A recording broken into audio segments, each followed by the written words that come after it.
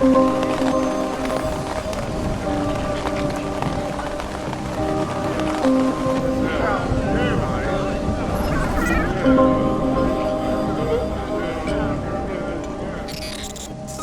am looking for a man.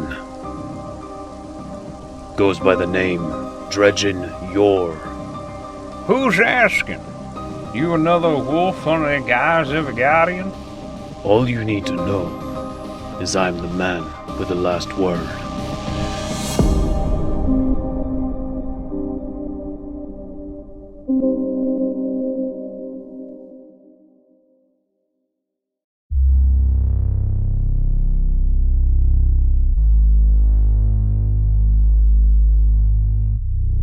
There was a time before the Golden Age. Not much of this period is remembered or cared to be. It became known as a time of humility, a primitive and ignorant time. This era, prior to the enlightenment of the traveler, would simply be known as the Before. But in the basking light of the traveler, a Golden Age was born. Mankind flourished, and the Before was viewed as a naive misstep, a folly in the youth of a maturing human entity. But history, with all of its vast volumes, has but a single page, and time again would find a way of repeating itself. For in the tidal wave that was the prosperity of the Golden Age that washed over humanity, in its wake followed the Great Collapse, shattering mankind's strides towards enlightenment and birthing a Dark Age once again. The Dark Age was much like the worst parts of the Before. In this lawless time, corruption ruled the ravished world of Earth, a planet now standing as a cultural and technological wasteland of the glory that once reigned. But in the darkness, as they so often do, beacons of hope pierced the veil of suffering, rending the evils of darkness and standing monument to the power of light. The first beacon was a city. Its walls stood in defiance of the outlying world's lawlessness and regression to primal moralities. Looming above the great walled city, the crippled and dying traveler protects what remains of the light and civility. Sacrificing all to prolong the nourishment of light, the traveler gave birth to the ghosts in its dying breath, and therefore bore the second beacon of hope, the Guardians. Among these heroes of light, one stood taller than the rest, the guardian Dredgen Yor. The people looked to Yor, for he was, as stated, a beacon, hope given form, yet still only a man, and within this truth was a great promise. If one man could stand against the night, then so could anyone. Everyone. Dredgen Yor, a gunslinger of no equal, in his strong hand the man held rose, and his aura burned bright. In his wake hope spread, but the man had a secret fear. His thoughts were dark, a sadness crept from the depth of his being. He had been a hero for so long, but pride led him down sorrow's road. He had seen the monsters of Luna and found a weapon there, or had found him. Rose, the weapon which extended Dredgen's being, struck fear into many and brought hope to the fading human race, but at a great cost to the warrior of light. To wield Rose was a trial unto itself. Only those of the purest light could withstand such a powerful weapon of death. The grip of Rose was soiled with blood, a reflection of the burden Dredgen Yor carried.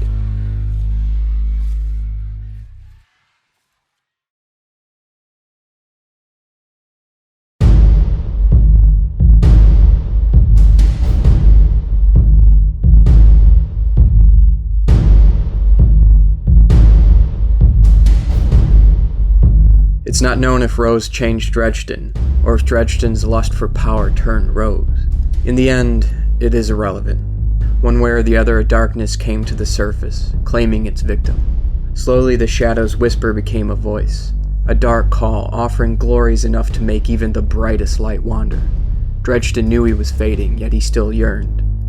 He could see true strength in the dark, a clarity of power and purpose, a true separation of absolute supremacy from petty moral ambiguities. This philosophy overtaking Dredgen was a contradiction of the way of light and the guardians who upheld righteous beliefs and faith of the traveler's illumination. For Dredgen, though, it mattered not. His eyes were open. Maybe for the first time he could see. And so the warrior embraced this change, as if taking part in a ritual unknown to Dredgen, a rite predating the birth of men and technology, possibly even the universe, a ceremony as ancient as light and dark itself. Dredgen would forfeit his former entity. And so on his last day he watched the sun fall. His final thoughts, pure of mind if not body, held a fleeting hope. He knew the man he was to become would bring suffering, but despite everything, he wished the people to remember him as he had been. But regardless of what he wished or hoped, the point of return was a distant blur now, and the shadows were consuming him. And so the nobleman hid himself beneath the darkness no flesh should touch, and gave up his mortal self to claim a new birthright. Whether this was a choice or destiny is a truth known only to fate.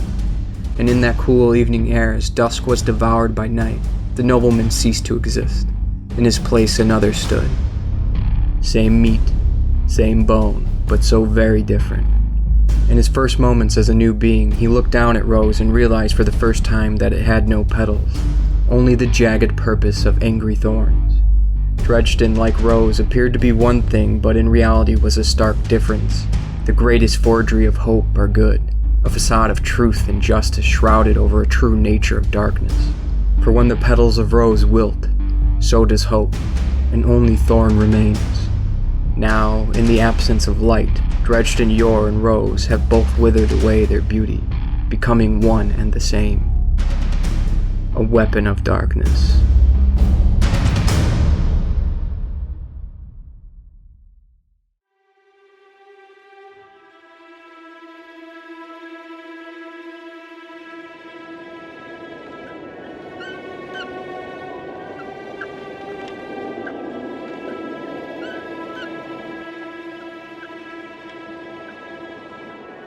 Can I see what you got there?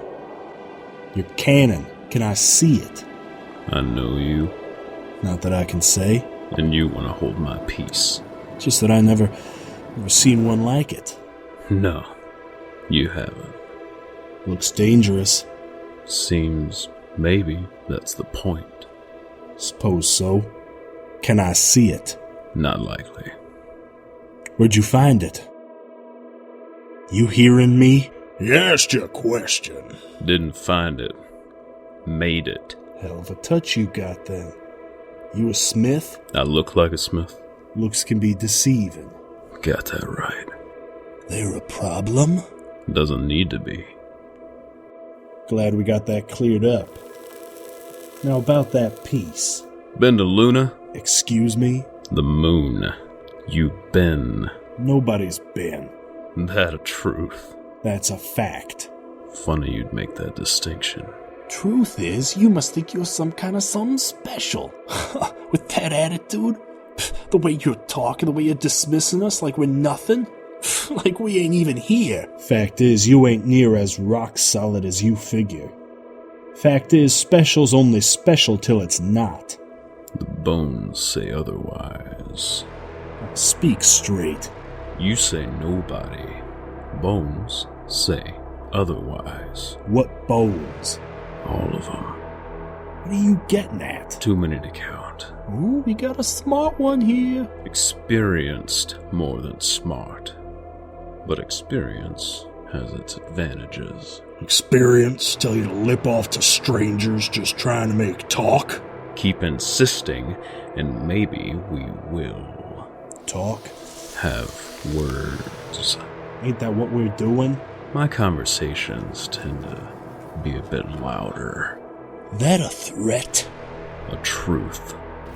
Who the hell you think you are? According to your facts, nobody. Yet here I sit. Don't matter how pretty your cannon is. You keep it up, we'll see just how loud you like to get. You done talking now? Guess he knows his place, boys. Ever have a nightmare? You playing games or just thick? I know you have.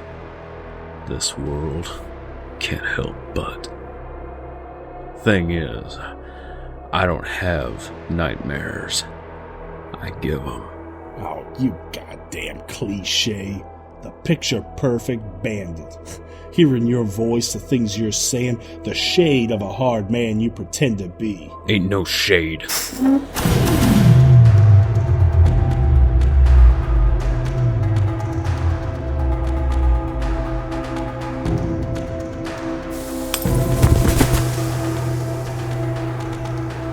Sit down. Sit down. Your mouth just got your friends dead. This is what happens when you bore me. And right now, I am so very bored. No, listen.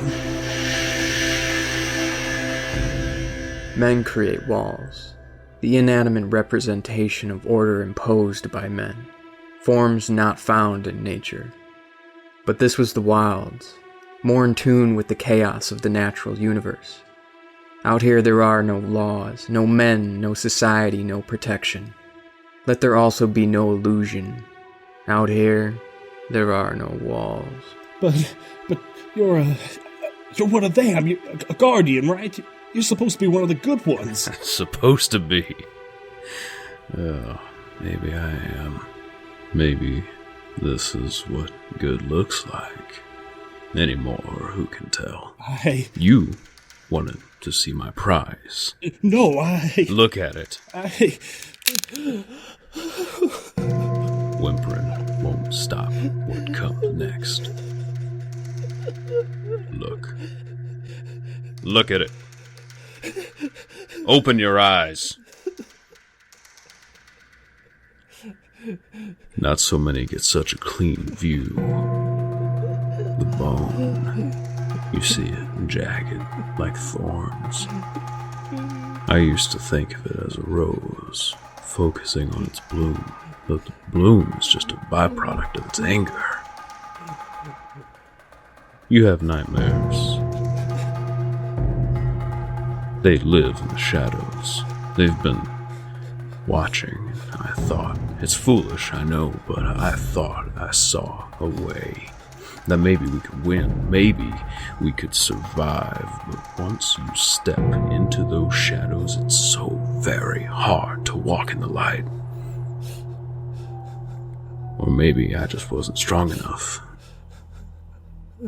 Maybe. But I feel strong now. I stole the dark. Maybe it stole me. Either way, here we are. And I'm hungry. It's hungry. You have no light beyond the spark of your pathetic life, but a spark is something. The more one comprehends, the firmer their grasp on the universe and acknowledgement of their place within it, the more you know we're alone, insignificant and fleeting. When indifferent to this realization, taking life becomes easier then. Void of guilt and simple as one takes breath without fear of depleting the Earth's supply of oxygen. Sure as nature will go on, slightly taking note of our presence in the ultimate story of eons, so too will one man's life fade into the abstract of eternity, unnoticed and forgotten. It's like the 7th book of Sorrow says, to rend one's enemies to see them not as equals, but objects, hollow of spirit and meaning.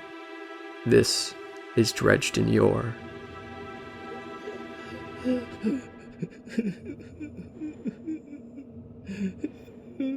Open your eyes.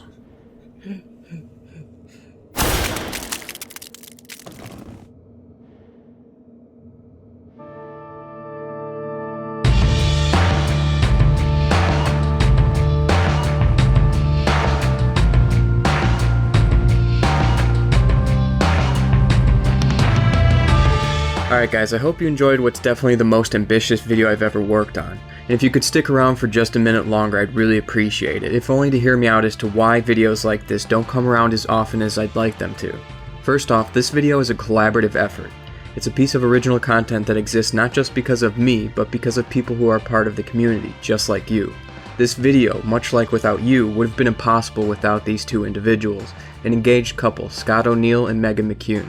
Scott voiced several characters and helped edit certain scenes, and Megan spent dozens of hours illustrating every single image in this video. They worked for me for hundreds of hours for not a penny or a promise of any reward.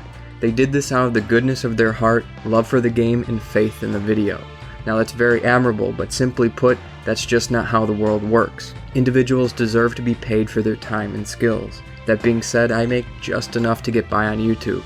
Now I never do this, but I'm going to ask you to please help support this channel on Patreon. If my audience were to help raise enough monthly patronage, I could bring more videos like this and other high quality content to YouTube much more often. For the price of buying a friend a drink each month, you could help out this channel tremendously. At the very least, I hope you'll go check out Scott's YouTube channel, Nook and Cranny. Also, Megan is an artist who works frequently on commission. You can find examples of her work on DeviantArt. In the description of this video, there's a link to my Patreon page, Scott's YouTube channel, and Megan's portfolio. So please show us some support. Alright guys, thanks for watching until the end and hearing me out. I'll see you in the next one.